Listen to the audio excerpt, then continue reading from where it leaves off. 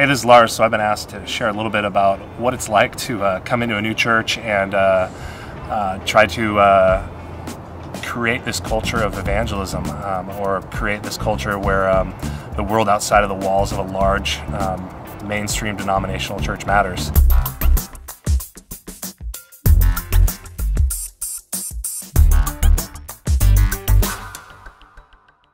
You know, I feel like I'm really lucky though, because I got to this church and this church already was doing a ton of things.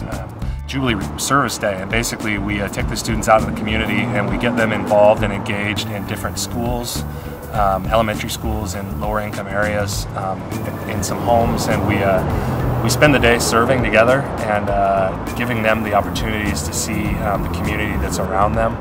You know, one of the things that I always say is that students will see more about my faith driving in a car with me than when someone cuts me off than they will me standing behind a pulpit. And so, you know, it's a lot of what Paul talks about in Thessalonians. It's coming and sharing our lives with them. And so one of the things I try to really encourage our students to do is be in community with people.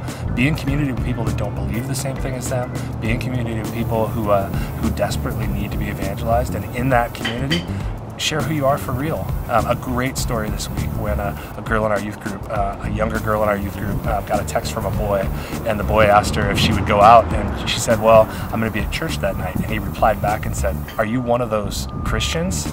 And her reply was, "Yes, I am. I am one of those Christians." And it was just such a great story, because I just think of, I just think of my faith, and when I was in high school, I might not have replied in a way that was about evangelism or about being real to the culture, and she was being real. And so that's one of the things we're trying to do, just to encourage students where they're at to be able to share their faith.